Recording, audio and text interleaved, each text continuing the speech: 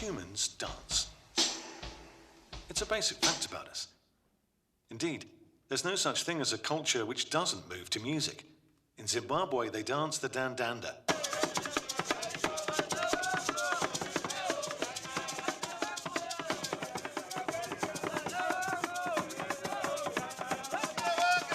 In Bohemia, the polka.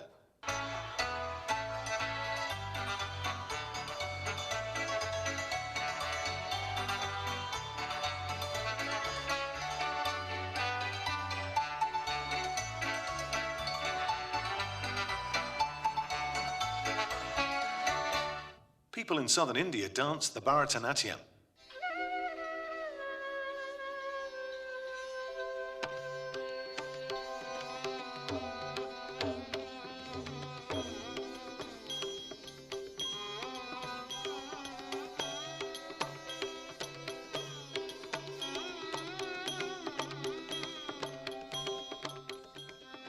And in Argentina, the tango.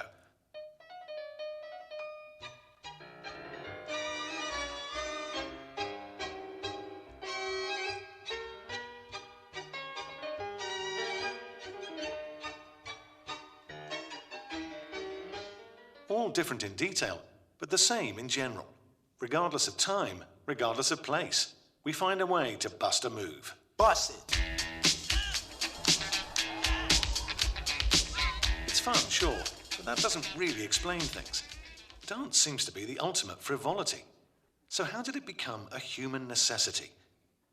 The answer lies in our social nature. We are born into groups that already have ideas and customs and languages and symbols.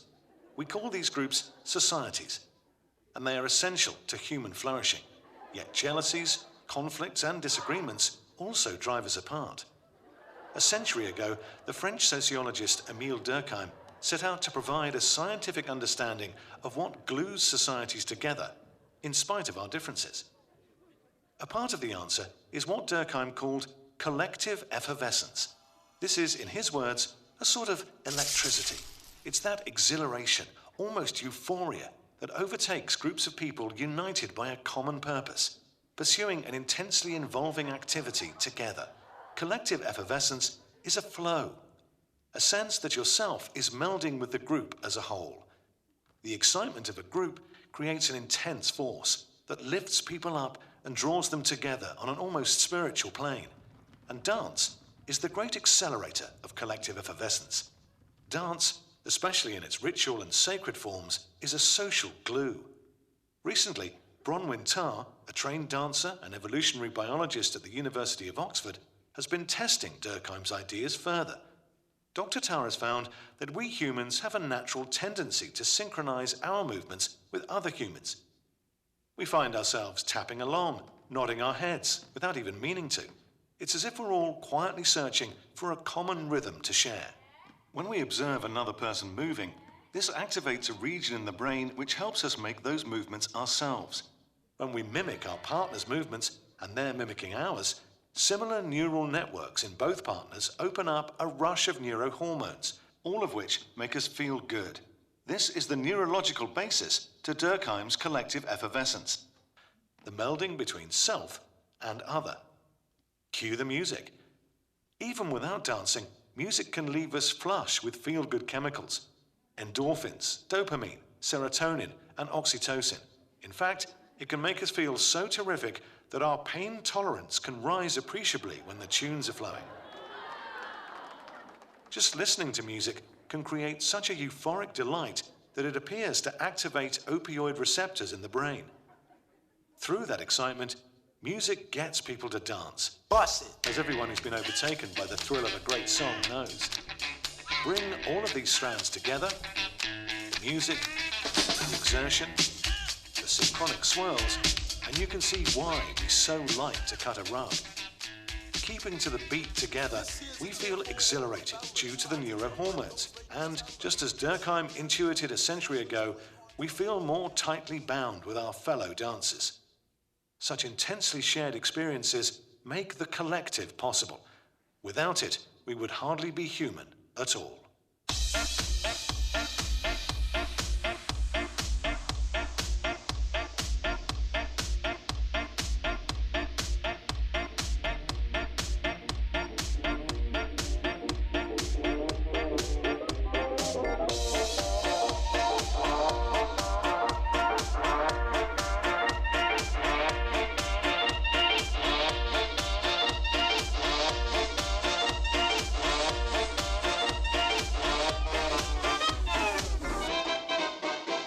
about those old All the ones about records, those old all the ones phonograph about records, you. the ones we Getting used to all the play keys so and long all ago. the old wind-up But if they sound Johnny Hoover was scratchy, great. the And tunes the really songs were about catchy, Kate, and especially Daddy, those that said I love you Yakula, so. Yakula, I used to beg you over and over Darnell just to and set the Sonny. wedding day, Me to be on to the get you back porch, portable. stone, I'd bring a stone, portable stone, and to melt your heart away. away with all those old They were wonderful then. records, those old Play them over phonograph again. records, the ones we used to play so long ago.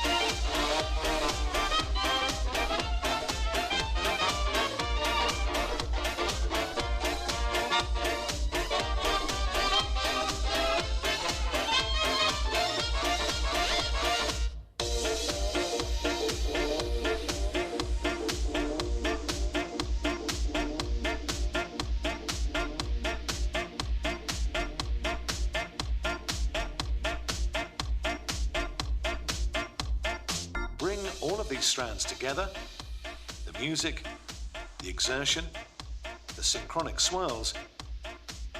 Such intensely shared experiences make the collective possible. Without it, we would hardly be human at all.